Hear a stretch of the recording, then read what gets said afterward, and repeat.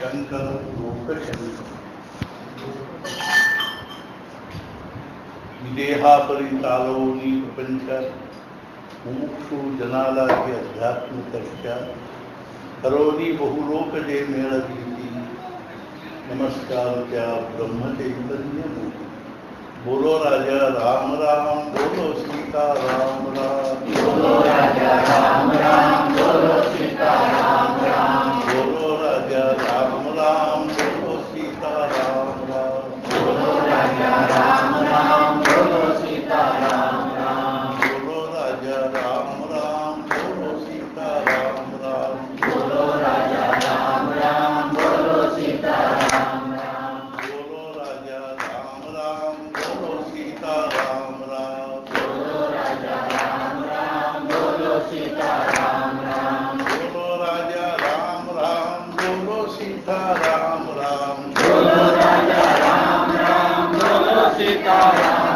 राम बोलो राजा राम राम बोलो सीता राम राम बोलो राजा राम राम बोलो सीता राम राम बोलो राजा राम राम बोलो सीता राम राम बोलो राजा राम राम बोलो सीता राम राम बोलो राजा राम राम बोलो सीता राम राम बोलो राजा राम राम बोलो सीता राम राम ಶಾಸ್ತ್ರಗಳಲ್ಲಿ ಮೋಕ್ಷಕ್ಕೆ 4 ಸಾಧನೆ ಹೇಳಿದ್ದಾರೆ. ಬಹಳ ಸಲ ಹೇಳ್ತಿರ್ತೀನಿ ನಾನು.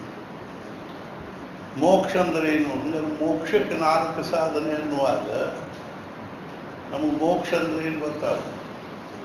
ಮೋಕ್ಷ ಅಂದ್ರೆ ಬಿಡುಗಡೆ, ಮುಕ್ತಿ ಅಂದ್ರೆ ಬಿಡುಗಡೆ. ಎದರಿಂದ ಬಿಡುಗಡೆ ಅಂದ್ರೆ ದುಃಖದಿಂದ ಬಿಡುಗಡೆ. ಆದ್ರಿಂದ ಒಂದು ಕಡೆ ಮೋಕ್ಷದ ವ್ಯಾಖ್ಯೆ ಏನು ಬರೀತಾರೆ ಅಂದ್ರೆ ಆತ್ಯಂತಿಕ ದುಃಖ ನಿವೃತ್ತಿ ಪೂರ್ವಕಂ ಸುಖಾವಾಪ್ತಿ ಮೋಕ್ಷಸ್ಯ ಲಕ್ಷಣ. ಆತ್ಯಂತಿಕ ದುಃಖ ನಿವೃತ್ತಿ ಯಾವುದೇ ಕಾಲದಲ್ಲಿ, ಯಾವುದೇ ಪರಿಸ್ಥಿತಿಯಲ್ಲಿ, ಯಾವುದೇ ಸ್ಥಾನಮಾನಗಳಲ್ಲಿ ದುಃಖ ಆಗದೇ ಇರೋದು.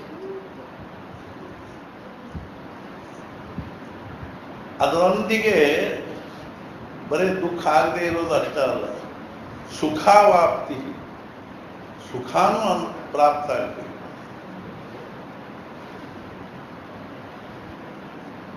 ಸತ್ಪುರುಷರಿಗೆ ಸತ್ಪುರುಷರದೇನೊಂದು ಸುಖ ಇರ್ತದೆ, ಆನಂದ ಇರ್ತದೆ, ಸಮಾಧಾನ ಇರ್ತದ, ಅದನ್ನು ಎಷ್ಟೋ ಕಡೆಗೆ ವರ್ಣನೆ ಮಾಡಿದ್ದಾರೆ.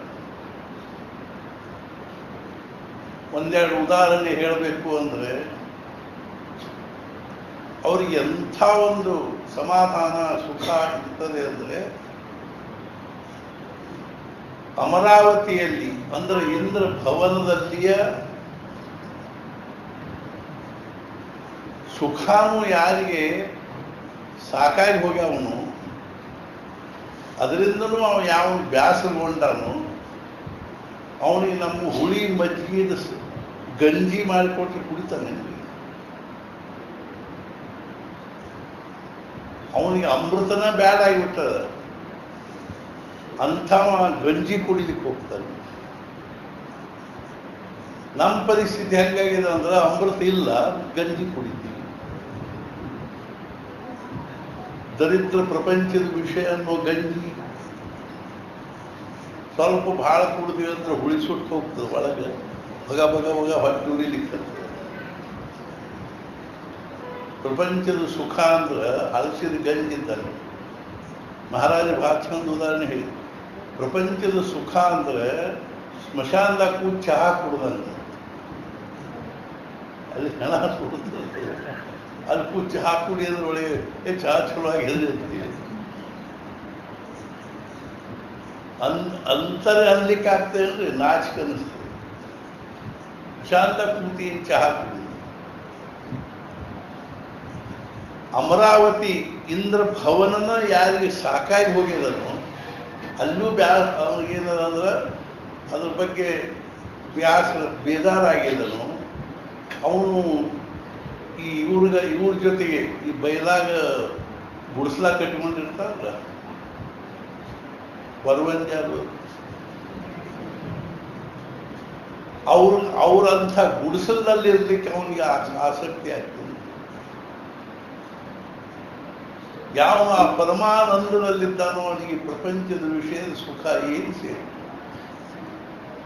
ಆದ್ರಿಂದ ದುಃಖ ನಿವೃತ್ತಿ ಜೊತೆಗೆ ಅಖಂಡ ಸುಖಾನುಭವ ಬೇಕು. ಸತ್ಪುರುಷರ ಒಂದು ಆನಂದ, ಸುಖ, ಶಾಂತಿ, ಸಮಾಧಾನ ಪ್ರಪಂಚದ ಯಾವುದೇ ವಸ್ತು, ವ್ಯಕ್ತಿ, ಪರಿಸ್ಥಿತಿಯಿಂದ ಭಂಗ ಆಗಂಗಿಲ್ಲ. ಐಕ್ಷಣದಲ್ಲಿ ಏಕನಾಥ ಮಹಾರಾಜರು ಅಂತ ಸತ್ಪುರುಷ ಸಂತರು. ಮಹಾರಾಷ್ಟ್ರದಲ್ಲಿ 5 ಸಂತರು ಬಹಳ ಪ್ರಸಿದ್ಧ ಆಗಿರೋದು. ಒಬ್ಬರು ಜ್ಞಾನೇಶ್ವರ ಮಹಾರಾಜ, ಇನ್ನೊಬ್ಬರು ನಾಮದೇವರು, ಇನ್ನೊಬ್ಬರು ಏಕನಾಥ ಮಹಾರಾಜರು, ಇನ್ನೊಬ್ಬರು ತುಕಾರಾಮ್ ಮಹಾರಾಜ್, ಇನ್ನೊಬ್ಬರು ನಿಳೋಬಾಬ್, ಸಂತ ನಿಳೋಬಾಬ್. ಇವು 5 ಜನರು ಬಹಳ ವಿಲಕ್ಷಣ ಅವಸ್ಥೆ. ಅದೊಂದು ಅವಸ್ಥೆ, ಅದು ಮಾನಸಿಕ ಅವಸ್ಥೆ. ಅದು ಹೆಂಗಿರ್ತದೆ ಅಂದರೆ, ಈ ಸಣ್ಣ ಮಕ್ಕಳು ಇರ್ತಾವೆ, ಅವು ಕಡ್ಡಿ ಪೆಟ್ಟಿಗೆ, ಅವೇನು ಹಳ್ಳು, ಕಲ್ಲು, ಗೊಂಬಿ ಇವುಗಳ ಜೊತೆ ಆಟ ಆಡ್ತಾರೆ. ನಮಗೆ ಆಡಂದ್ರೆ ಆಗ್ತದೆ.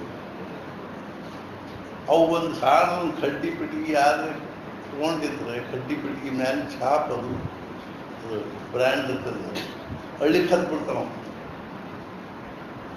ಒಂದು ಸಣ್ಣ ಸಣ್ಣ ವಸ್ತುಗಳ ಜೊತೆಗೇನೆ ಅವ್ರು ಎಷ್ಟು ಅದು ಮಹತ್ವ ತರಿಸ್ತದೆ ಅಂದರೆ, ಅವ್ನ ಕೈಯಾಗಿ ಹಿಡ್ಕೊಂಡೆ ಮಲ್ಕೊಂಡಿರ್ತಾರೆ. ನಮ್ಮ ಆಟಿಕೆ ಸಾಮಾನು ಅವುಗಳ ಕಡೆಗೆ ನಾವು ದೊಡ್ಡವರು, ನಾವೇನು ಅದ್ರ ಕಡೆಗೆ ಅಷ್ಟು ಮಹತ್ವ ಕೊಟ್ಟು ನೋಡ್ತೀವಿ. ಮಹಾರಾಜ ಒಂದು ಕಡೆ ಬಹಳ ಚಂದ. ಸುಖ ಅನ್ನೋದು ಪ್ರವಾಸದಲ್ಲಿ ಹೋಗ್ತಾ ಇರ್ತದೆ, ಸುಖದ ಪ್ರವಾಸ ಅಂತ. ಒಂದೊಂದು ಸ್ಟೇಷನ್ ದಾಟಿ ಮುಂದೆ ಹೋಗ್ತಿರ್ತದೆ ಸುಖ. ಹೆಂಗೆ ಅಂದ್ರೆ, ಆ ಮಗು ಹುಟ್ಟಿದ ಕೂಡಲೇ ತಾಯಿ ತೊಡಿ ಮೇಲೆ ಮಲ್ಕೊಂಡು ಸ್ತನ್ಯಪಾನ ಮಾಡೋದ್ರಲ್ಲಿ ಅದಕ್ಕೆ ಎಷ್ಟು ಸುಖ ಅದು ಅನಿಸ್ತದೆ ಅಂದರೆ, ಅದ್ರ ಮುಂದೆ ಇಂದ್ರನ ಸುಖಾನು ಸುಖ. ಅದು ಸ್ವಲ್ಪ ದೊಡ್ಡದಾಯ್ತು ಅಂದ್ರೆ ತಾಯಿ ತೊಡಿ ಮೇಲಿಂದ ಅದೇನು ಮಾಡ್ಲಿಕ್ಕೆ ಕೆಳಗೆ ಹರಿದಾಡ್ಲಿಕ್ಕೆ ಹರಿದ. ಅವ್ರ ಅಮ್ಮ ಅದನ್ನು ಹಾಲು ಕುಡಿಸ್ಬೇಕಾದ್ರೆ ಕರ್ಕೊಂಡು ಕುಡಿಸು. ಅದು ಇನ್ನೊಂದು ಸ್ವಲ್ಪ ದೊಡ್ಡದಾಯ್ತು ಅಂದ್ರೆ ಆಮೇಲೆ ಸಣ್ಣ ಸಣ್ಣ ಆಟ ಆಡ್ಲಿಕ್ಕೆ ಹತ್ತಲಾಗ್ತದೆ. ಮಕ್ಕಳ ಜೊತೆಗೆ ಆಡ್ಕೊಂಡು ಕೂಡ್ತದೆ, ಹೊರಗೆ ಅಂಗಳದಾಗ ಆಡ್ಕೊಂಡು ಕೂಡ್ತದೆ, ಮಣ್ಣು ಕಲ್ಲು ಆಡ್ತದೆ. ಅವಾಗ ಅದ ಸರ್ವಸ್ವ ಅದಕ್ಕೆ. ಸುಖದ ಸ್ಟೇಷನ್ ಮುಂದೆ ಬಂದು ನೋಡಿ, ಬಡಿ ಮೇಲೆ ಮಲ್ಕೊಂಡು ಹಾಲು ಕುಡಿಯೋ ಸುಖ ಬಿಟ್ವಿ. ಆಮೇಲೆ ಹತ್ತಲಾಯ್ತ ಹರಿದಾಡೋ ಸುಖ ಬಿಟ್ವಿ. ಆಮೇಲೆ ಸಣ್ಣ ಕೂಸಿಂದ ಅಲ್ಲಿ ಸಣ್ಣ ಮಕ್ಕಳ ಜೊತೆಗೆ ಆಟ ಆಡ್ಲಿಕ್ಕೆ ಹತ್ವಿ. ಆಮೇಲೆ ನಿಧಾನವಾಗಿ ಸಾಲಿಗೆ ಹೋಗ್ಲಿಕ್ಕೆ. ಈಗ ಅವ್ನು ಎಲ್ಲಿ ಹೋದಲ್ಲಿ ಬಂದಲ್ಲಿ ಆ ಪುಸ್ತಕ ಹಿಡ್ಕೊಂಡು ಕೂತಿರ್ತಾವ ಹುಡುಗರು ನೋಡ್ತೀವಿ. ಈಗ ಬರೇ ಸಾಲಿ. ಮುಂಚೆ ಕೆಲವು ಹುಡುಗರು ವಾಲ್ಯ ಅಂತಿರ್ತಾವ, ಆಮೇಲೆ ಹೋಗಿ ರೂಢಿ ಹಾಕೊಂಡು ಹೋಗ್ಲಿಕ್ಕತ್ತಾವ. ಈಗ ಅವ್ರು 24 ತಾಸು ಏನದ ತಲೆಯೊಳಗೆ ಸಾಲಿ ಕಲಿಯುವುದು. ಆಮೇಲೆ ಕಲ್ಕೋತ ಹೋಗ್ತಾರೆ. ಮುಂದೆ ಕೂಸಿ ಆ ಮನುಷ್ಯಂದ ಆ ಹುಡುಗಂದ ಏನಾಗ್ತದೆ, ಅವ್ನ ಕಣ್ಣು ಮುಂದೆ ಒಂದು ಸುಖದ ಕಲ್ಪನಾ ಬರ್ತದೆ. ಏನು ಅಂದ್ರೆ ಡಿಗ್ರಿ, MBBS ಆಗಬೇಕು, MD ಆಗಬೇಕು, MS ಆಗಬೇಕು. ಇದೇ 108 ಡಿಗ್ರಿ ಅವ ನಮಗೆಲ್ಲ ಗೊತ್ತಾಗ. ಅದೊಂದು ಆಗ್ಬಿಟ್ಟೆ ನಾ ಸುಖಿ ಆದೆ ಅಂತ. ಅದಕ್ಕಿಂತಲೂ ಹೆಚ್ಚು ಸುಖದ ಕಲ್ಪನಾ ಅವತ್ತು ತಲೆಯಾಗಿ ಬರಂಗಿಲ್ಲ. ಅದು ಆಯ್ತು. ಮುಂದೆ ಮತ್ತೆ ಸುಖ ಮತ್ತು ಮುಂದಿನ ಸ್ಟೇಷನ್. ಈಗೇನಾಗುತ್ತೆ, ಸುಖದ ಸ್ಟೇಷನ್ ಯಾವುದು? ನೌಕರಿ. ಒಂದು ನೌಕರಿ ಸಿಕ್ಬಿಡ್ತಾರೆ, ನಾನು ಆರಾಮಾದೆ.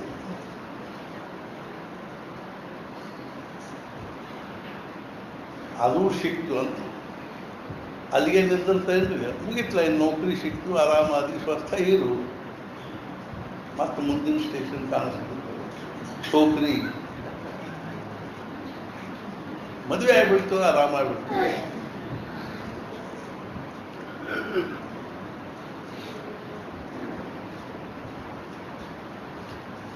ಅಲ್ಲೇ ಒಂದು ಕಡೆ ಹೋಗಿದ್ವಿ ನಾವು, ಹುಬ್ಬಳ್ಳಿಯಾಗ. ಅಲ್ಲೊಂದು ಗೌಳಿಗಲ್ಲಿ ವಿಠಲ್ ಮಂದಿರ, ಅಲ್ಲಿ ಮುಂಚೆ ನಮಗೆ ಪ್ರವಚನ ಆಗ್ತಿದ್ವು. ಅಲ್ಲಿ ಹೋಗಿದ್ದೆ.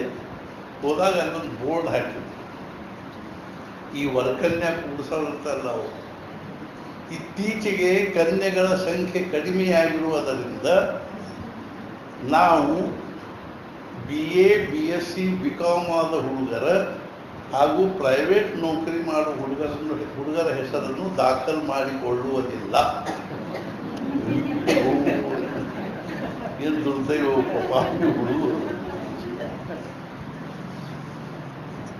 ಏನು ಮಾಡ್ಬೇಕ್ರಿ ಅವ್ರು ಪಾಪ. ಮತ್ತು ನಮ್ಮ ಸಂತೋಷ ಹೇಳಿದ್ರು, ಅದ್ರ ಕೆಳಗೆ ಇನ್ನೊಂದು ಬರೋದು ಏನು, ಅಂಥ ಹುಡುಗರ ಹೆಸರನ್ನು ನಾವು ಚೈತನ್ಯ ಆಶ್ರಮ ಹೆಬ್ಬಳ್ಳಿಯಲ್ಲಿ ದಾಖಲು ಮಾಡಿದ್ದೇವೆ. ದುರ್ಗೋಲಕ್ಕೆ ಮತ್ತೇನು ಶಾಂತಿ ಬರ್ತಾವ, ಊಟ ಮಾಡ್ತಾರ,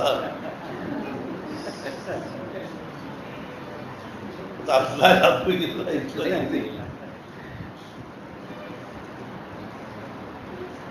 ಏನು ಪರಿಸ್ಥಿತಿ ಅದನ್ನು. ಆ ಶಿಕ್ಷಣದ ಏನು ಸರಳವೇನು, ಡೊನೇಷನ್ ಏನು, ಇದು ಏನು ಲಕ್ಷಾನುಗಟ್ಟಲೆ ಖರ್ಚು, ಕೋಟ್ಯಾನುಗಟ್ಟಲೆ.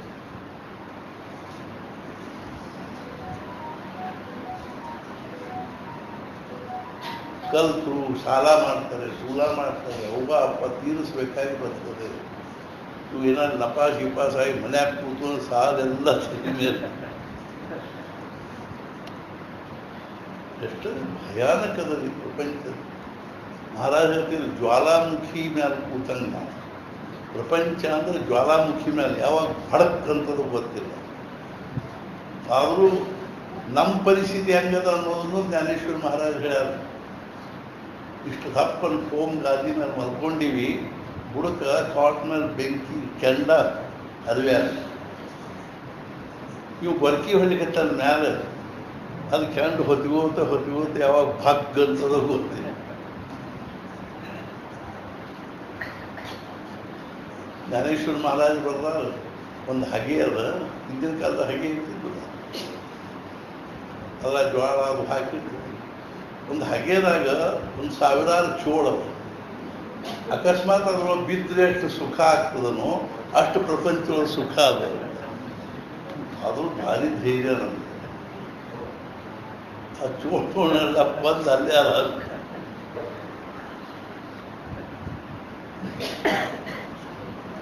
ಅದು ಆತು ಅಂತ ಇಟ್ಕೊಂಡು ಈಗೆಲ್ಲ ಏನದ, ಹಿಂದಿನ ಕಾಲದಲ್ಲಿ ಕನ್ಯಾ ವರಯತೆ ರೂಪಂ ಮಾತಾ ವಿತ್ತಂ ಪಿತಾ ಶ್ರುತಂ ಬಾಂಧವ ಕುಲಮಿಚ್ಛಂತಿ ಮೃಷ್ಟಾನ್ನ ಮಿತರೇ ಜನ ಅಂತ. ಆ ಹುಡುಗಿ ಆ ಹುಡುಗನ ರೂಪ ಅದು ನೋಡ್ತಾನೆ. ಅವ 2 ಕೈ ಹಾಕೊಂಡು ನಿಂತಿರ್ತಾನೆ. ಆಮೇಲೆ ತಾಯಿ ಒಂದು ಪ್ಯಾಕೇಜ್ ಎಷ್ಟದ, ಇದು ಎಷ್ಟದ ಹಾಕಿ. ಅಪ್ಪ ಏನು ಕಲ್ತಾನ, ಏನು ಬಿಟ್ಟಾನ.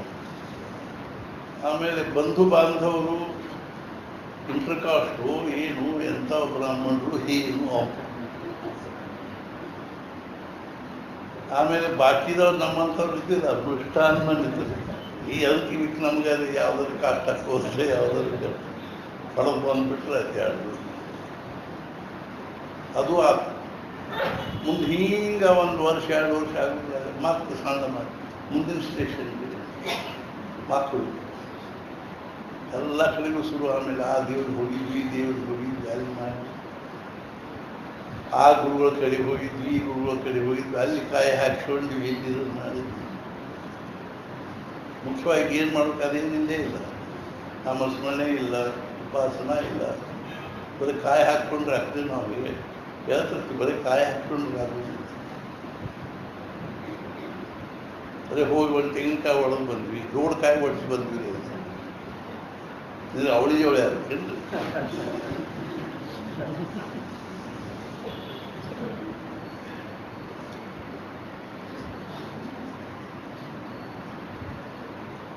ಅದು ಒಂದೆರಡು ಅದು ಅಂತ ಮುಂದೆ ಮುಗಿತೇನೆ. ಲಾಸ್ಟ್ ಸ್ಟೇಷನ್ ಅದ ಆ ಹುಡುಗರು ಶಿಕ್ಷಣ. ಒಬ್ಬ ರಾಜಾಗ ಸಹಜ ಒಂದು ದಿವಸ ತಲೆಯಾಗ ಏನು ಬಂತು, ಎಂದೂ ಮುಗಿಯದ ಕಥೆ ಕೇಳಬೇಕು ಅಂತ. ಎಂದೂ ಮುಗಿಯದ ಕಥೆ. ಅವ್ರು ಡಂಗರ ಹೊಡಿಸಿದ. ಯಾರು ನನಗೆ ಎಂದೂ ಮುಗಿಯದ ಕಥೆ ಹೇಳ್ತಾರೋ ಅವ್ರಿಗೆ ₹1,00,000 ಬಹುಮಾನ. ಭಾರಿ ಒಬ್ಬ ಪಂಡಿತ್ ಹೋದ, ಶಾಸ್ತ್ರಿ, ನಾ ಹೇಳ್ತೀನಿ ಹೇಳ. ಅವ್ನು ಮಹಾಭಾರತ ಹೇಳಿದ. ಮುಗೀತು. ಮತ್ತೆ ಭೀಮ ದುರ್ಯೋಧನ ಯುದ್ಧ ಆಯ್ತು, ಧರ್ಮರಾಜ ಪಟ್ಟಾಭಿಷೇಕ ಆಯ್ತು, ಕೃಷ್ಣ ದ್ವಾರಕಾಕ್ಕೆ ಹೋದ, ಕಥೆ ಮುಗೀತು. ಮೊನ್ನೆ ನಾವು ಒಬ್ಬರು ಮುಂದೆ ಹೇಳಿರ್ತಿದ್ವಿ, ರಾಮಾಯಣದ ವೈಶಿಷ್ಟ್ಯ ಏನದಂದ್ರೆ, ರಾಮಾಯಣದಲ್ಲಿ ರಾಮಾಯಣ ಎಲ್ಲಿ ತನಕ ಬರ್ತಾರೆ, ವಾಲ್ಮೀಕಿಗಳು ಸಹಿತ ಎಲ್ಲಿ ತನಕ ಬರ್ತಾರೆ ಅಂದರೆ, ರಾಮ ರಾಜ ಆದ, ಲವಕುಶನ್ ಒಂದೊಂದು ಕಡೆಗೆ ಅವನು ಪಟ್ಟಾಭಿಷೇಕ ಮಾಡಿದ, ಸೀತಾದೇವಿ ಭೂಮಿಯೊಳಗೆ ಹೋಗಿಬಿಟ್ಟಿದ್ರು. ಆಮೇಲೆ ಅವನು 11,000 ವರ್ಷ ರಾಜ್ಯ ಆಳಿದ ಅಂತ ಬರ್ರ. ರಾಮರಾಜ್ಯ ಆಳಿದ, ಸಮೃದ್ಧವಾಗಿರ್ತಕ್ಕಂಥದ್ದು ರಾಮರಾಜ್ಯ ಆಳಿದ. ಈಗ ನೋಡ್ರಿ, ಹುಟ್ಟಿದ ಆರಂಭದಿಂದ ರಾಮ ಬರೀ ಕಷ್ಟಪಟ್ಟುಗೋತನ ಬರ್ಲಿಕ್ಕಿದ್ದ. ಹಿಂಗ ಒಂದು ಸ್ವಲ್ಪ ದಿವಸ ಆಗೋದ್ರಾಗನ ವಿಶ್ವಾಮಿತ್ರರು ಬಂದರು, ಕರ್ಕೊಂಡ್ರು. ಅವರು ಯಜ್ಞ ಸಂರಕ್ಷಣೆ ಮಾಡಿ ಅಲ್ಲಿಂದ ಮತ್ತೆ ಮಿಥಿಲಾ ಕರ್ಕೊಂಡ್ರು. ಸೀತಾದೇವಿ ಜೊತೆಗೆ ಮದುವೆ ಆಯ್ತು. ಆತನನ್ನು ಪುರುಷೋತ್ಕೀರ್ತನ ಅಯೋಧ್ಯಕ್ಕೆ ಬಂದರು. ಹಿಂಗೆ ಸ್ವಲ್ಪ ದಿವಸ ಆಗೋದ್ರಾಗನ ವನವಾಸಕ್ಕೆ ಹೋಗ್ಬೇಕಾಯ್ತು. ಅಲ್ಲಿಂದ ಬಂದ ಕೂಡಲೇ ಸೀತಾದೇವಿ ಗರ್ಭವತಿಯಾಗಿದ್ದು ಆಕಿನ ಅರಣ್ಯದಾಗ. ಬರೇ ಕಷ್ಟದ್ದು ದುಃಖದ್ದು ಕಥಿನ ರಾಮಾಯಣ, ಸುಖದ ಕಥೆ ಇಲ್ಲೇ ಇಲ್ಲ. ಹಂಗಾರೆ ನಮ್ಮ ಪ್ರಪಂಚದಲ್ಲಿ ನಾವು ಪ್ರಪಂಚ ರಾಮಾಯಣ ಆಗ್ಬೇಕಾದ್ರೆ ಕಷ್ಟ ಸುಖ, ಕಷ್ಟದ ಕಥೆ ಇರ್ಬೇಕು. ಸುಖದ ಕಥೆಗೆ ರಾಮಾಯಣ ಅನ್ನೋದ್ರಿ. ಸುಖದ ಕಥೆ ಇರೋದಲ್ಲ ನಮ್ಮ ಹಳೆ ದುರ್ದೈವದ ಕಥೆ. ಮನುಷ್ಯ ಸುಖ ಪಡ್ಲಿಕ್ಕೆ ಹುಟ್ಟು ಬಂದೇ ಇಲ್ಲ. ಮನುಷ್ಯ ಜನ್ಮ ಬಂದಿರೋದೇ ಕಷ್ಟಪಟ್ಟು ತಪಶ್ಚರ್ಯ ಮಾಡಿ ಸಾಧನೆ ಮಾಡಿ ಭಗವಂತನ ಪಡ್ಕೊಳ್ಳಿಕ್ಕೆ. ಬರೀ ತಿಂದ್ವಿ, ಕುಡಿದ್ವಿ, ಅಡ್ಡಾಡಿದ್ವಿ, ಮಜಾ ಮಾಡಿದ್ವಿ, ಇದಕ್ಕೆ ಪ್ರಪಂಚ ಭಗವಂತ ನಾವು ಮನುಷ್ಯನಿಗೆ ಕೊಟ್ಟಿಲ್ಲ. ರಾಮಾಯಣದ ಆದರ್ಶ. ರಾಮ್ ಎಷ್ಟು ಕಷ್ಟಪಟ್ಟು ನೋಡಿ. ಪಾಂಡವರು ಅಂತೂ ಇಂತೂ ಕುಂತಿ ಮಕ್ಕಳಿಗೆ ರಾಜ್ಯನೇ ಇಲ್ಲ ಅಂತ ಹಂಗ. ಅರ್ಥಾತ್ ಏನು ಅಂದ್ರೆ, ರಾಮಾಯಣ ಮುಗೀತು, ಮಹಾಭಾರತನೂ ಮುಗೀತು. ಅಂತ ಮುಗೀತ್ರಿ ಅಂತ ಹೋಗ್ರಿ ನಾಯಿನ.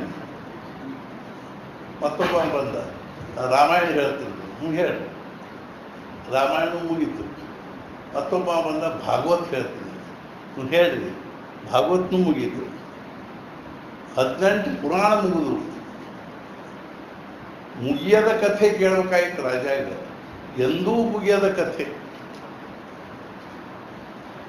ಈ ಪಂಡಿತರೆಲ್ಲರೂ ಸೇರಿ ಒಂದು ಗುಡಿಯೊಳಗೆ ಮಾತಾಡೋದು, ಏನು ಮಾಡ್ಬೇಕು, ಯಾಕೆ ಕಥೆ ಹೇಳ್ಬೇಕು ನಾವು? ಅಲ್ಲೊಬ್ಬ ಒಕ್ಕಲಿಗರವ ರೈತ ಚಿಲ್ಮಿ ಸೇರಿ ಕೂತಿದ್ದ.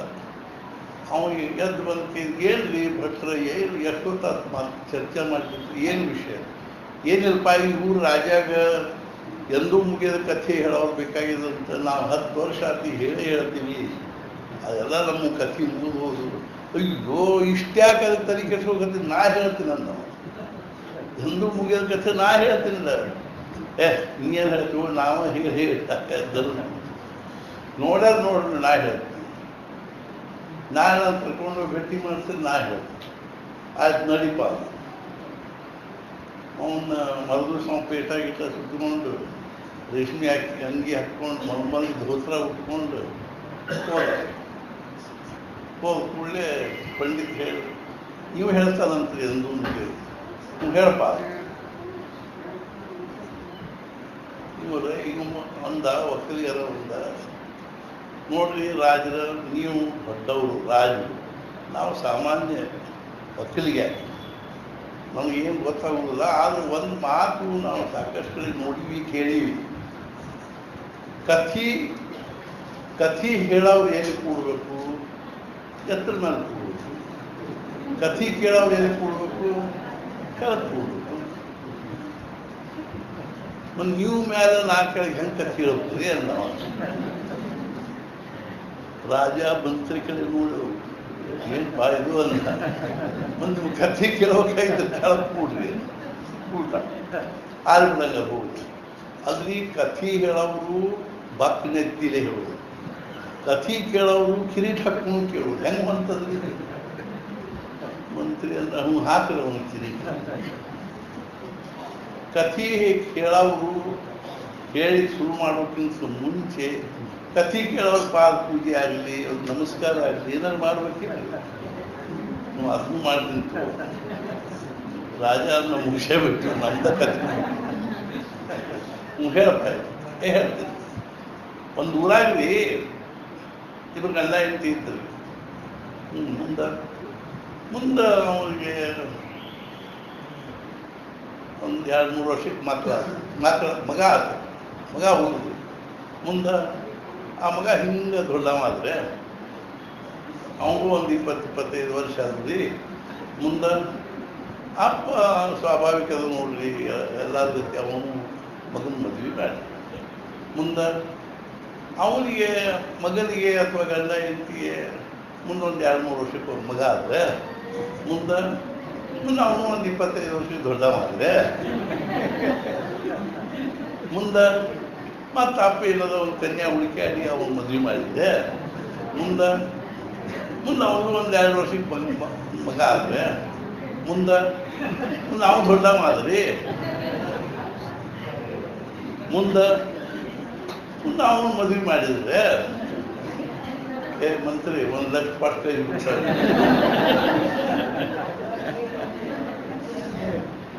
ಹಿಂಗದ್ರೆ ನಮ್ಮ ಪರಿಸ್ಥಿತಿ ಮಕ್ಕಳದು ಮುಗಿತೇನೆ ಅವ ಮಕ್ಕಳ ಶಿಕ್ಷಣ ಮುಗಿತೇನೆ ಆಮೇಲೆ ಮೊಮ್ಮಕ್ಕಳು ಮದುವೆ ಮರಿ ಮಕ್ಕಳ ತಲೆ ಮೇಲೆ ಅಷ್ಟು ಅಕ್ಕಿ ಕಾಳು ಹಾಕಿ ಹೋಗ್ಬಿಡ್ತಾನೆ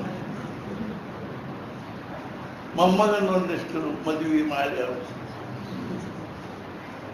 ಹಿಂಗಾರಿ ಇದು ಸುಖದ ಸ್ಟೇಷನ್ ಹಂಗ ಮುಂದೆ ಹೋಗುದ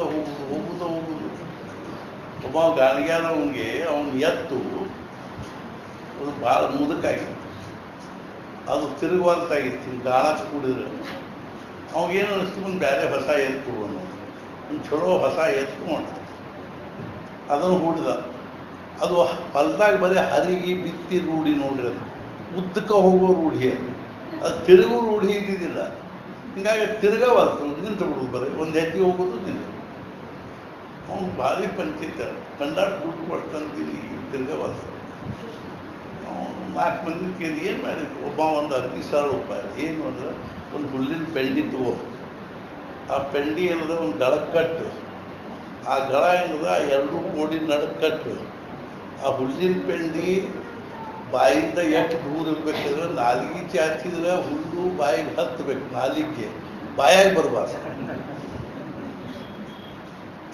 ಮಾಡ್ತೀನಿ ಅವನು ಹುಲ್ಲಿನ ಪೆಂಡಿ ತೊಗೊಂಡ ಹಿಂಗೆ ನಾಲಿಗೆ ಚಾಚಿದ ಕೂಡ ಆ ಹುಲ್ಲು ನಾಲಿಗೆ ಹತ್ತಿತ್ತು ಅದು ಬಾಯಾಗಿ ಎಳ್ಕೋಕೆ ಬರಬಾರ್ದು ಅದು ಮತ್ತೊಂದು ಹೆಜ್ಜೆ ಮುಂದಿಡೋದು ಮತ್ತು ಅದಕ್ಕೆ ಬಾಯಿ ಚಾಚು ನಾಲಿಗೆ ಚಾಚು ಮತ್ತೊಂದು ಹೆಜ್ಜೆ ಮುಂದಿಡೋದು ಮತ್ತು ನಾಲಿಗೆ ಚಾಚು ಇನ್ಯಾ ಸಂತರ್ಗ ತಿರುಗಿ ಮನೆಗೆ ಪಾಪ ಸಾಕ್ಬಿಡಿ ಅಂತೇಳಿ ಬಿಚ್ಚಿ ಅದು ಹುಲ್ಲಿನ ಪೆಟ್ಟಿ ಹಾಕಿ ಹಂಗೆ ನಮ್ಗೆ ಮುಂದೆ ಹೋಗೋದು ಹಂಗೆ ನಾಲಿಗೆ ಹತ್ತುದೇ ಕಷ್ಟಂತ ಸುಖ ಇಂಥದ್ರೊಳಗೂ ನಾವು ಎಷ್ಟರೇ ಕಷ್ಟಪಡ್ಲಿಕ್ಕೆ ಎಷ್ಟರೇ ತ್ರಾಸು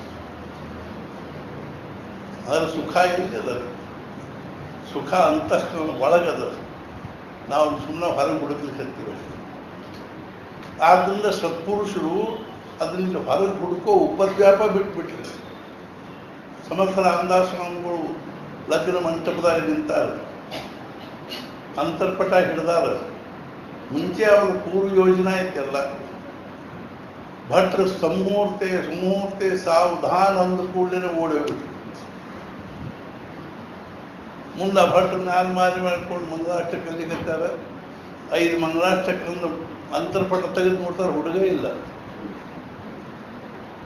ನಾರಾಯಣ ಅಲ್ಲಿಂದ ಹೋಗಿ ಊರು ಹೊರಗೆ ಒಂದು ದೊಡ್ಡ ಆಲದ ಮರ ಆಯ್ತು ಅದ್ರ ಪೊದರ್ನಾಗ ಕೂತ್ಕೊಂಡು 3 ದಿವಸ ಇಳೀಲೇ ಇಲ್ಲ ಆಮೇಲೆ ಅವ್ರ ಅಮ್ಮ ಹಳ್ಳಿ ಕಲ್ತು ಎಲ್ಲರೂ ಹಳ್ಳಿ ಕಲ್ತು ತ್ರಾಸ ಮಾಡ್ಕೊಳ್ತಿದ್ರು ಕೊನೆಗೆ ಅಲ್ಲಿ ಒಂದು ಹುಡುಗಿದ್ದ, ಆ ಹುಡುಗನ ಜೊತೆಗೆ ಆ ಹುಡುಗಿ ಮದುವೆ ಮಾಡಿ ಮತ್ತು ಅಡಿಗೆ ಪಡಿಗೆ ಎಲ್ಲ ಮಾಡಿಟ್ಟಿದ್ರು. ಮತ್ತೆ ಏನು ಮಾಡೋದು, ಊಟಕ್ಕೆ ಹಾಕಿ ಕಳಿಸಿದ್ದಿಲ್ಲ. ಇವರು ಹೋಗಿ ಸರಳ ನಾಸಿಕದೊಳಗೆ ಹೋಗಿ ಅಲ್ಲಿ ಟಾಕಳಿ ಅನ್ನುವಂಥ ಒಂದು ಊರಿನಲ್ಲಿ ಗೋದಾವರಿ ನೀರಿನಲ್ಲಿ ನಾಭಿ ಪರ್ಯಂತ ನೀರಿನಲ್ಲಿ ನಿಂತ್ಕೊಂಡು 12 ವರ್ಷ ನಾಮ 13 ಕೋಟಿ ಜಪ ಮಾಡಿದ್ರು. ಆವಾಗ ಭಗವಂತ ಅವರಿಗೆ ದರ್ಶನ ಕೊಟ್ಟು ಹೇಳಿದ, ಎಷ್ಟರೇ ಕಷ್ಟಪಡ್ತಿದ್ದ ನೀನು, ನಾನು ನೋಡ್ಲಿಕ್ಕಾಗೋದು. ಭಗವಂತರ ಅನುಗ್ರಹ 12 ವರ್ಷ ಸಂಪೂರ್ಣ ಭಾರತ ಭ್ರಮಣ ಮಾಡಿದ. 36ನೇ ವರ್ಷ ಮತ್ತೇನದ, ನಿಮ್ಮ ಮನೆಗೆ ಹೋಗಿ ನಿನ್ನ ತಾಯಿಯನ್ನು ಭೇಟಿಯಾಗಿದ್ದಾರೆ. ಮುಂದೆ ಹಿಂಗೆ ಕಥಾ ಮುಂದೆ ಭಾಳ ದೊಡ್ಡದ ವಿಶ್ವಾಸ. ಮಹಾರಾಜರು ಅವರು 12ನೇ ವರ್ಷ, ರಮಣ ಮಹರ್ಷಿಗಳು ಅವರು 17ನೇ ವರ್ಷಕ್ಕೆ ಮನೆ ಬಿಡಬೇಕು ಅನ್ನೋದಾದ್ರೆ ದಾರಿಗೆ ಹತ್ತಬೇಕು. ನಾವು ದಾರಿನ ತಪ್ಪಿಟ್ಟಿವಿ. ಯಾವುದ್ರೊಳಗಿಂದ ಹೆಂಗದ ಅಂದ್ರೆ ಒಬ್ಬವ ಗೋಂದಾವರಿಗೆ ಹೊಂಟಿದ್ದ ಕಾರಣ, ಅಲ್ಲಿ 2 ರೋಡ್ ಬಂದು ಇತ್ಲಾ ಹೋಗ್ಕೋ ಇತ್ಲಾ ಹೋಗು. ಒಂದು ರೋಡ್ ನೋಡಿದ್ರೆ ಅತಿ ಉತ್ತಮ ಇತ್ತು, 2 ಕಡೆ ಗಿಡ ನೆರಳು, ಅದಕ್ಕೆ ಅಲ್ಲೆಲ್ಲಿ ಏನದ ಬ್ರೆಡ್ಡು ಬಿಸ್ಕಿಟು ಚಹಾ. ಇತ್ಲಾಗ ಒಂದು ದಾರಿ ನೋಡಿದ್ರೆ ಬರೀ ಕಲ್ಲು ದಿಂಬು ತೆಕ್ಕು ದಿನ್ನಿ. ಅಲ್ಲೊಬ್ಬ ದನ ಕಾಯಿ ಹುಡುಗ ನಿಂತಿದ್ದ ಮುದುಕ. ಅವನಿಗೆ ಗೋಂದಾವರಿಗೆ ಎತ್ಲಾ ಹೋಗಪ್ಪ, ಹಿಂಗೆ ಹೋಗುದು. ನಮ್ಮ ಪರಿಸ್ಥಿತಿ ಏನಾಗಿದೆ ಅಂದ್ರೆ, ಇದು ಬ್ಯಾರೆ ಬಿಟ್ಟು ತೆಗ್ಗು ತಿಂಡಿ ಭಾಳ ತ್ರಾಸ ಆಗ್ತದೆ ಅಂತ ರಾಜ ಮಾರ್ಗದ ಇತ್ತಾಗ ಇದಕ್ಕೆ ಹೋಗೋಣ. ಅದು ಗೋಂದಾವರಿಗೆ ಹೋಗುದೇ ಇಲ್ಲ. ಆದರೆ ಸತ್ಪುರುಷ ಜಾಗೃತ ಆದ. ಇನ್ನು ನಾನು ಹೇಳಿದೆ, ಶಂಕರಾಚಾರ್ಯರು 8ನೇ ವರ್ಷಕ್ಕನ ಅವರು ಆಯುಷ್ಯ ಮುಗಿದಿತ್ತು. ಆವಾಗ ಅವ್ರು ತಮ್ಮ ತಾಯಿಗೆ ಹೇಳಿದ್ರು, ಅಮ್ಮ ನನ್ನ ಮೊಸರು ಕಾಲು ಹಿಡಿದದ, ನೀನು ಸನ್ಯಾಸ ತಗೊಳ್ಳಿಕ್ಕೆ ಪರವಾನಗಿ ಕೊಟ್ಟರೆ ಮಾತ್ರ ಇದು ಕಾಲು ಬಿಡ್ತದ ಅಂತ ನಾನು ಅಮ್ಮನ್ನು ಉಳಿದು ಸಾಕಪ್ಪ ಇದಾರೆ. ಇನ್ನು ನಾನು ಹೇಳಿದೆಲ್ಲ ವಿಷಯ.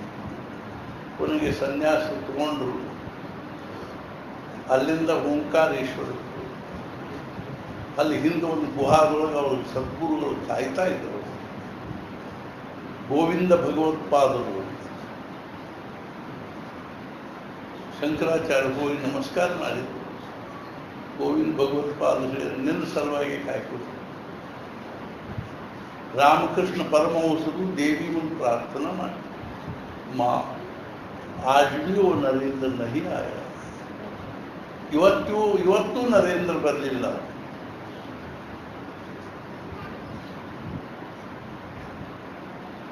ಖರೆ ಶಿಷ್ಯನ ಕಳಕಳಿ, ಶಿಷ್ಯನ ಬಗ್ಗೆ ಗುರುಗಳ ಕಳಕಳಿ. ಕೊನೆಗೆ ಒಂದು ದಿವಸ ಅಂತ ಅವ್ರಿಗೆ ತಡ್ಕೊಳಿಕ್ಕಾಗಲಿ, 3 ದಿವಸ ಬಂದೇ ಇಲ್ಲ ಅಂತ ಕಲ್ಕತ್ತಾಗೆ ಬಂದ್ಬಿಟ್ರು. ಯಾರ ಮನೆ ಯಾರು ಒಬ್ಬನ ಭಜಿ ನಡೆದಿತ್ತು, ಅಲ್ಲಿರ್ಬೋದು ಒಂದು ಪೂರ್ವಲ್ಲಿ ಕೂತಿದ್ರು ನರೇಂದ್ರ. ವಿವೇಕಾನಂದ ಹೋಗಿ ಗಟ್ಟಿ ಅಪ್ಪುಂದ ಹೇಳಿದ್ರು,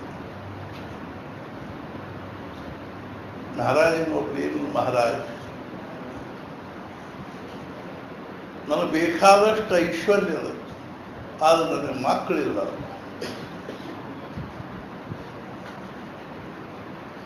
ಅವಾಗಲ್ಲೇ ಮಹಾರಾಜರು ಕಾಗವಾಡಕ್ಕೆ ಹೋಗಿದ್ರು. ಮೊನ್ನೆ ಕಾಗವಾಡಕ್ಕೆ ಹೋದಾಗ ಅಲ್ಲಿ ಒಬ್ಬ ಫಾರ್ಸಿ ಮನುಷ್ಯ ಮಹಾರಾಜನ ಬಂದ್ಬಿಟ್ಟೆ. ಅವನೊಂದು ಏನಿತ್ತು ಅಲ್ಲಿ ಅಂದ್ರೆ ಬಟ್ಟಿ ಗಿರಣಿತ್ತು.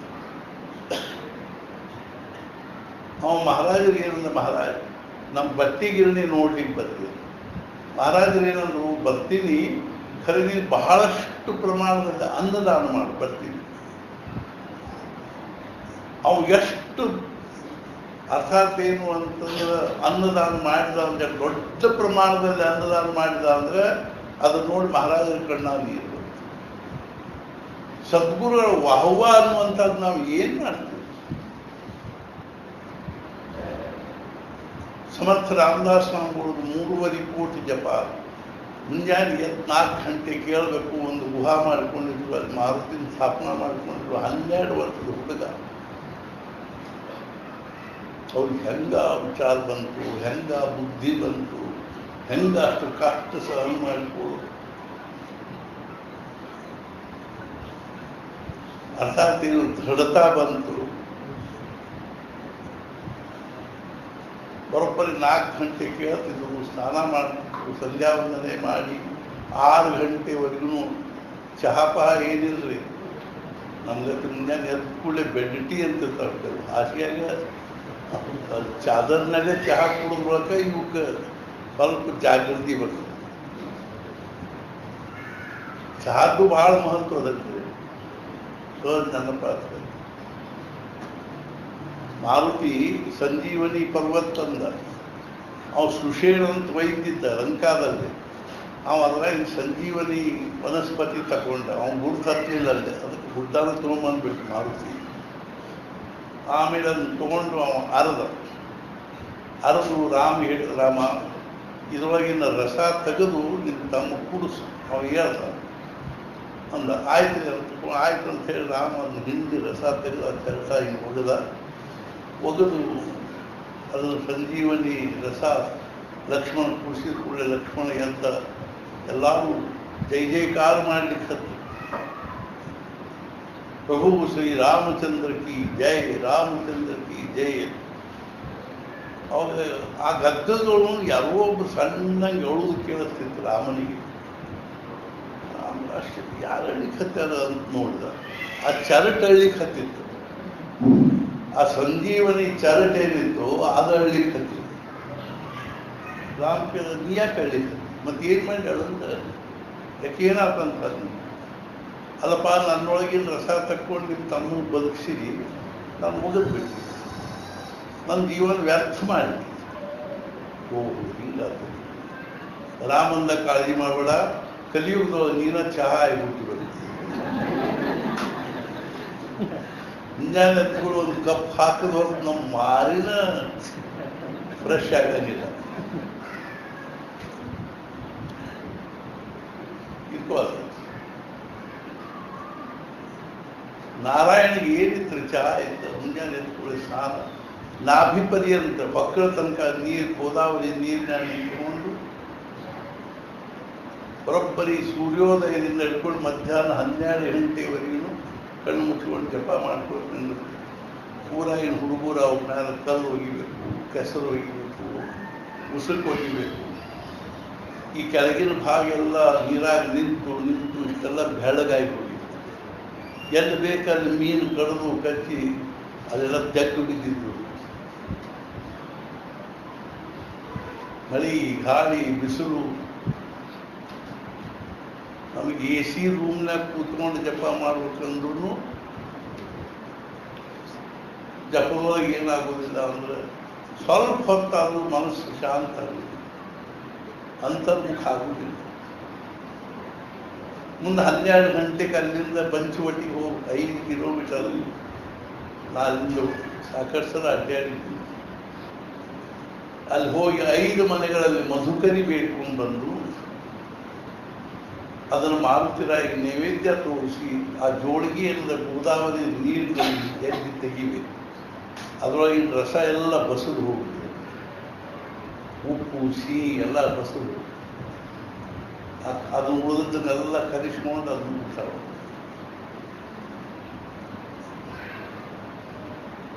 ಸ್ವಲ್ಪ ಅದು ದೇಹ ದಂಡನೆ ಬೇಕಿರುವುದಿಲ್ಲ. ನಾವು ಎಷ್ಟರೇ ಆ ದೇಹೋಪಾಸನೆ, ದೇಹವನ್ನು ಅದನ್ನು ಸಂರಕ್ಷಣೆ ಮಾಡುವುದೇ ಮಾಡುವುದು, ಚಂದ ಮಾಡುವುದೇ ಮಾಡುವುದು, ವಿಚಾರ ಮಾಡುವುದು, ಅಚೆಚ್ಚ ಮಾಡುವುದೇ ಮಾಡುವುದು.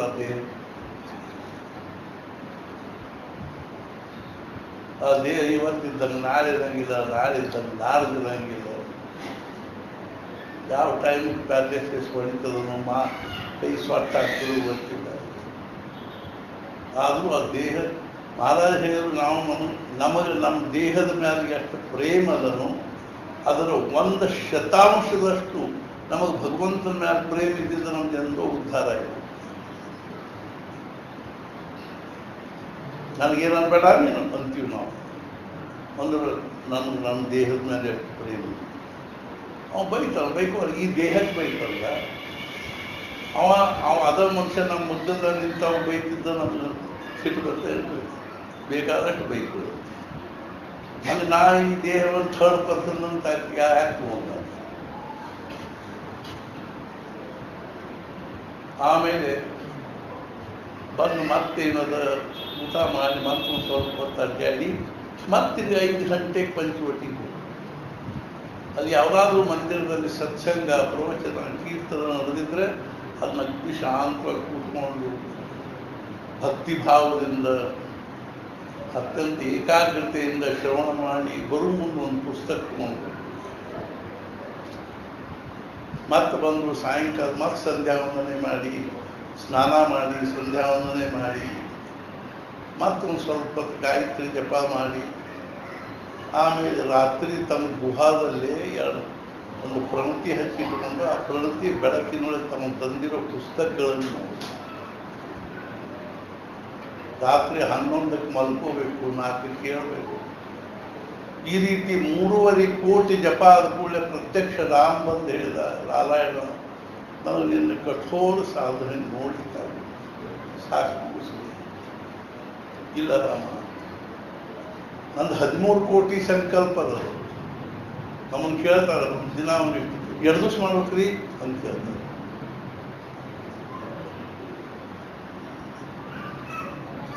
ಅಂದ್ರೆ ಲಘುನ ಯಾರು ಹೆಂಗ್ ಮುಗಿಸೀವಿ ಅನ್ನೋತ ಚಡಪಡಿಕೆ. ಇಷ್ಟು ದಿವಸ 1 ವರ್ಷ ಮಾಡ್ಬೇಕು, ವರ್ಷ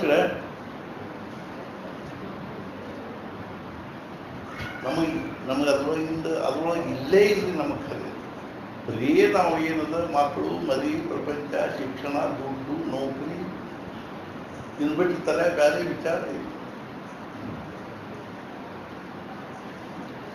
ಮತ್ತೆ ರಾತ್ರಿ ಮತ್ತೆ ಮುಂಜಾನೆ ಹಂಗೋ ಹಂಗೆ ಶಂಕರಾಚಾರ್ಯರು ಅಲ್ಲಿಂದ ಬದರಿಕಾಶ್ರಮಕ್ಕೆ ಬಂದರು. ಆ ಬದರಿಕಾಶ್ರಮದಲ್ಲಿ ಇದ್ದುಕೊಂಡು ಭಾಷ್ಯ ಬರೆದರು. ಬ್ರಹ್ಮ ಉಪನಿಷತ್ತು, ಬ್ರಹ್ಮಸೂತ್ರ ಮತ್ತು ಭಗವದ್ಗೀತೆಗೆ ಭಾಷ್ಯ ಬರೆದರು.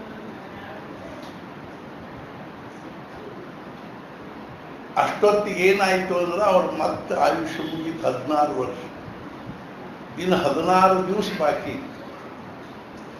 ಅವಾಗ ವೇದವ್ಯಾಸರಿಗೆ ಏನು ಅನ್ನಿಸ್ತೀವಿ ಅಂದ್ರೆ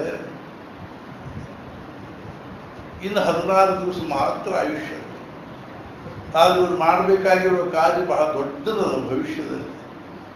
ಆದ್ರಿಂದ ನಾನು ಇವ್ರಿಗೆ ಏನು ಮಾಡಬೇಕು ಅಂದ್ರೆ ಇನ್ನು 16 ವರ್ಷ ಆಯುಷ್ಯ ಕೊಡಬೇಕು. ಅವಾಗ ಅವ್ರು ಅದಕ್ಕಾಗಿ 16 ದಿವಸ ಇವನ ಜೊತೆ ವಾದ ಮಾಡಬೇಕು, ಶಾಸ್ತ್ರವಾದಗಳನ್ನು, ಶಾಸ್ತ್ರಗಳ ಬಗ್ಗೆ ಚರ್ಚೆ ಮಾಡಬೇಕಂತ ಹೇಳಿ ವ್ಯಾಸರು ಒಬ್ಬ ಸಾಮಾನ್ಯ ಬ್ರಾಹ್ಮಣನ ರೂಪದಲ್ಲಿ ಬಂದು 16 ದಿವಸ ಇಬ್ಬರೂ ವಾದ ಮಾಡಿ 16 ದಿವಸ ವಾದ ಮಾಡಿದ್ರು ಇಬ್ಬರು ಸೋಲಿದ್ರು. ಆವಾಗ ಅವರು ಶಂಕರಾಚಾರ್ಯರಿಗೆ ಒಬ್ಬರು ಶಿಷ್ಯ ಇದ್ದ, ಅಷ್ಟೊತ್ತಿಗೆ ಪದ್ಮಪಾದಾಚಾರ್ಯರು. ಅವರಿಗಿದು ಸೂಕ್ಷ್ಮವಾಗಿ ನೋಡಿದ್ರು, ಓಹೋ ಇದೇನು ಸಾಮಾನ್ಯ, ಸಾಕ್ಷಾತ್ ವ್ಯಾಸರೇ ಇದ್ದಾರೆ. ಆವಾಗ ಅವರೊಂದು ಗಿರಿಯಾಗಿ ಗಿಡದ ಮೇಲೆ ಕೂತ್ಕೊಂಡು ಶಂಕರಾಚಾರ್ಯರು ವ್ಯಾಸೋ ನಾರಾಯಣ ಸ್ವಯಂ ತಯೋರ್ವಿವಾದೇ ಸಂಪ್ರಾಪ್ತೆ ಕಿಂಕರಿಷ್ಯತಿ. ಶಂಕರಾಚಾರ್ಯರು ಅಂದ್ರೆ ಸಾಕ್ಷಾತ್ ಶಂಕರ, ವ್ಯಾಸರು ಅಂದ್ರೆ ಸಾಕ್ಷಾತ್ ನಾರಾಯಣ. ಇವರಿಬ್ಬರದು ವಾದ ವಿವಾದ ನಡೆದಾಗ ನಮ್ಮಂಥ ಸಾಮಾನ್ಯರು ಏನ್ ಮಾಡ್ಲಿಕ್ಕೆ ಶಕ್ಯ ಅಂದ ಕೂಡಲೇ ಶಂಕರಾಚಾರ್ಯ ಅವ್ರಿಗೆ ಸಾಕ್ತಾನೆ.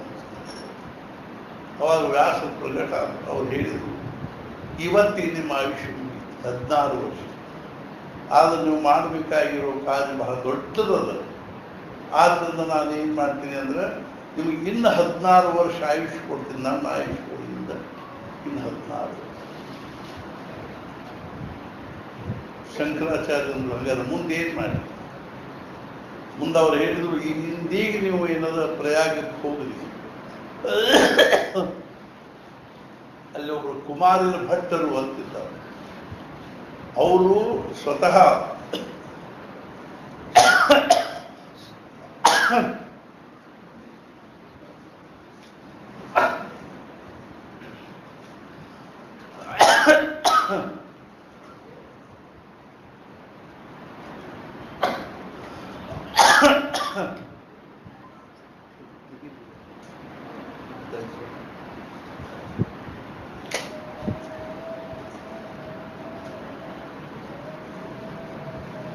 ಅವರು ಸ್ವತಃ ದೊಡ್ಡ ಪಂಡಿತರಾಗಿದ್ದರು ಮೀಮಾಂಸಾ ಶಾಸ್ತ್ರದಲ್ಲಿ.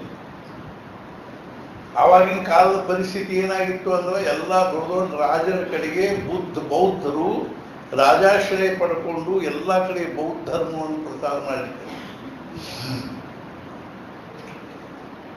ಅದರಿಂದಾಗಿ ನಮ್ಮ ಭಾರತೀಯ ಸನಾತನ ವೈದಿಕ ಸಂಸ್ಕೃತಿ ಬಹಳ ದೊಡ್ಡ ಪೆಟ್ಟು ಬೀಳ್ತಾ ಇತ್ತು. ಅವ್ರು ನಾಸ್ತಿಕವಾದವನ್ನ ಪ್ರಚಾರ ಮಾಡ್ತಾ ಇದ್ರು. ವೇದಗಳಿಗೆ ಪ್ರಾಮಾಣ್ಯತೆ ಇಲ್ಲ, ನೀವು ತಿಳ್ಕೊಂಡಿರೋ ದೇವರು ದಿಂಡ್ರು ಏನೂ ಇಲ್ಲ, ಎಲ್ಲರೂ ಬುದ್ಧಂ ಶರಣಂ ಗಚ್ಚಾಮಿ ಅನ್ನೋದೇ ಆಗಿತ್ತು. ಆದ್ದರಿಂದ ಎಲ್ಲ ಕಡೆಗೂ ಬೌದ್ಧ ಧರ್ಮ ಹರಡ್ತಾ ಇತ್ತು ಅಂತ ಶಂಕರಾಚಾರ್ಯ ಅವತಾರ ಆಯಿತು.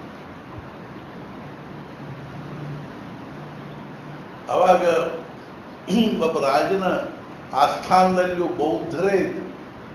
ಅವಾಗ ಈ ಕುಮಾರಿಲ ಭಟ್ಟರು ಅವ್ರ ಜೊತೆಗೆ ವಾದ ಮಾಡ್ಲಿಕ್ಕೆ ಹೋಗಿ ಸೋತಿದ್ರು.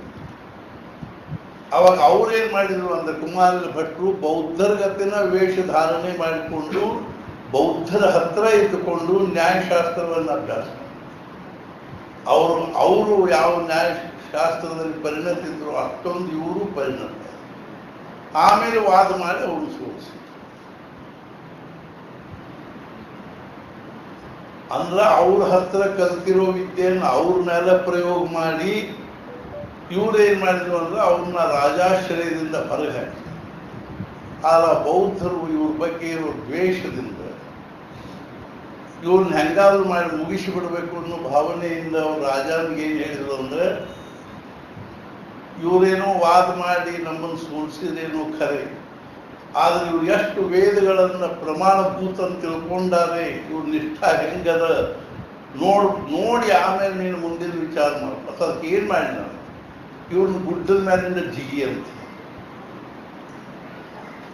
ಒಂದ್ ವೇಳೆ ವೇದಗಳು ಪ್ರಮಾಣಭೂತವಾಗಿದ್ರೆ ನನಗೆ ಏನೂ ಆಗಂಗಿಲ್ಲ ಅಂತಂದು ಜಿಗಿ ಅಂತ. ಆಯ್ತು ಅಂತ ಕುಮಾರಿಲ ಭಟ್ರು ಗುಡ್ಡದ ಮೇಲೆ ಹತ್ತಿದ್ರು. ಯದಿ ವೇದ ಪ್ರಮಾಣಸು ನಮೇ ಕಿಂಚಿತ್ ಕ್ಷತಿ ಸ್ಯಾತ್ ಅಂದ್ರು. ಒಂದು ವೇಳೆ ವೇದಗಳು ಪ್ರಮಾಣಭೂತವಾಗಿದ್ದರೆ ನನಗೆ ಯಾವುದೇ ಆಘಾತ ಆಗಬಾರ್ದು. ಮ್ಯಾಲಿಂದ ಜಿಗದು ಅವ್ರದೊಂದು ಕಣ್ಣು ಹೋಗಿ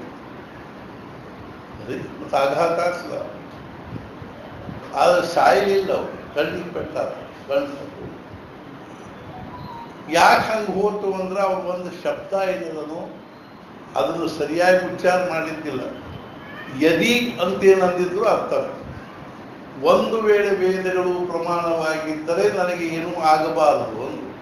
ಒಂದು ವೇಳೆ ಯಾಕಂದ್ರೆ ನನಗೆ ಇಲ್ಲ ಅಂತೂ ಆಗ್ತದೆ. ಅದು ಆ ಒಂದು ಶಬ್ದದ ಒಂದು ಇದರಿಂದ ಅವ್ರಿಗೆ ಪೆಟ್ಟಾರ. ವೇದಾಹ ಪ್ರಮಾಣ ಇವ ಅನ್ಬೇಕಾಯ್ತು. ವೇದಗಳೇ ಪ್ರಮಾಣ ಅಂದ್ಬಿಟ್ಟಿದ್ರೆ ಅವ್ರಿಗೆ ಏನಾಗುವ ಪ್ರಶ್ನೆ. ಆದರೂ ಸಹಿತ ರಾಜ ಅವ್ರನ್ನೆಲ್ಲ ಹೊರಗೆ ಹಾಕಿದ. ಬೌದ್ಧರನ್ನ ನಮ್ಮ ವೈದಿಕ ಸಂಸ್ಕೃತಿಗೇನೆ ಒಂದು ಮಹತ್ವ ಕೊಟ್ಟ. ಆದ್ರೆ ಇವರಿಗೆ ಮನಸ್ಸಿಗೆ ಏನೊಂದು ಆಘಾತ ಆಯ್ತು ಅಂದ್ರೆ, ನಾನು ಯಾರಿಂದ ಅಧ್ಯಯನ ಮಾಡಿದ್ದೆ ಅವ್ರನ್ನ ನಾನು ಸೋಲಿಸಿ ಅವ್ರಿಗೆ ಅಪಮಾನ ಮಾಡಿದೆ, ಗುರುಗಳನ್ನ ನಾವು ಅಪಮಾನ ಮಾಡಿದಂಗೆ ಆಯ್ತು. ಇದಕ್ಕೆ ನಾನು ಪ್ರಾಯಶ್ಚಿತ್ತ ಮಾಡ್ಕೋಬೇಕು ಅಂತ ಪ್ರಯಾಗದೊಳಗೆ ಈ ಭಕ್ತದ ಕೊಳಲಿರ್ತಾರನ್ನೆಲ್ಲ ಬಹಳ ದೊಡ್ಡ ರಾಶಿ ಹಾಕಿ ಅದಕ್ಕೆ ಉರಿ ಹಚ್ಚಿ ಅದ್ರ ಮೇಲೆ ಕೂತಿ ತಮ್ಮ ಸುಟ್ಟು ಹೋಗ್ಬೇಕು. ಪ್ರಾಯಶ್ಚಿತ್ತರಿದೆ. ಕಣ ಕಣ ಕಣ ಕಣ ಸುಡಬೇಕು. ಆಗ ಅದನ್ನು ವೇದವ್ಯಾಸರು ಈ ಸರಳ ಪ್ರಯಾಗಕ್ಕೆ ಹೋಗಿ ಬೇಗನೆ ನೀನು ಬರೆದಿರೋದನ್ನು ಅವ್ರಿಗೆ ತೋರಿಸು. ಕುಮಾರಿಲ ಭಟ್ಟರು ಅದ್ರ ಬಗ್ಗೆ ಸಮ್ಮತಿಯನ್ನು ಸೇರಿಸಿ ಸಮ್ಮತಿಯನ್ನು ಕೊಟ್ಟರೆ ಅವರು ಸರಿಯಾಗಿದೆ ಅಂದರೆ ನಿನ್ನ ಭಾಷ್ಯ ಸರಿಯಾಗಿ ಆಯಿತು ಅಂತ ಬಂದರು. ಹಿಮಾದ್ರಿ ಭಟ್ಟರಿಗೆ ತೋರಿಸಿದ್ರು. ಅವ್ರಿಗೆ ಬಹಳ ಸಂತೋಷ ಆಯಿತು. ಇವತ್ತು ನೀನು ಭಾರತದಲ್ಲಿ ನಮ್ಮ ಯಾವ ಒಂದು ವೈದಿಕ ಸನಾತನ ಸಂಸ್ಕೃತಿ ಅದನು, ನಮ್ಮ ವೈದಿಕ ಪರಂಪರೆ ಅದನು, ಯಾವ ವೇದಗಳಿಗೆ ಪ್ರಾಮಾಣ್ಯತೆ ಅದನು, ಅದನ್ನೆಲ್ಲ ಪುನಃ ಪ್ರತಿಷ್ಠಾಪನೆ ಮಾಡಿದಿ ಅನ್ನೋ ಭಾವದಿಂದ ಆಶೀರ್ವಾದ ಮಾಡಿದರು. ನೀನು ಇಲ್ಲಿಂದ ಮಂಡನ ಮಿಶ್ರ ಕಡೆ ಹೋಗು. ಅವರೆಲ್ಲಿರ್ತಾರಂದ್ರೆ ಮಹೇಶ್ವರದಲ್ಲಿ, ನರ್ಮದಾ ನದಿಯಲ್ಲಿ ಮಹೇಶ್ವರ ಅಂತ ಒಂದು ಊರದು. ಆ ಊರಿನಲ್ಲಿರ್ತಾರೆ. ಆಯಿತು ಅಂತ ತಿಳ್ಕೊಂಡು ಇವರು ಮಂಡನ ಮಿಶ್ರ ಕಡೆಗೆ ಹೋದರು. ಮುಂದೆ ಅಲ್ಲಿ ಹೆಂಗೆ ವಾದ ಮಾಡಿದರು, ಮುಂದೆ ಅಲ್ಲಿಂದ ಮತ್ತೆ ಹೆಂಗೆ ಸಂಚಾರ ಮಾಡ್ಕೋತ ಬಂದರು. ಮುಂದೆ ಇಲ್ಲಿ ಹೆಂಗೆ ಕೂಡ್ಲಿಯಲ್ಲಿ ಶೃಂಗೇರಿಯಲ್ಲಿ ಮಠ ಸ್ಥಾಪನೆ ಮಾಡಿದರು ಅನ್ನೋ ವಿಷಯವನ್ನು ನಾಳೆ ಸಂಕ್ಷಿಪ್ತವಾಗಿ ಹೇಳಿ, ನಾಳೆ ಶಂಕರ ಜಯಂತಿ ಅದ.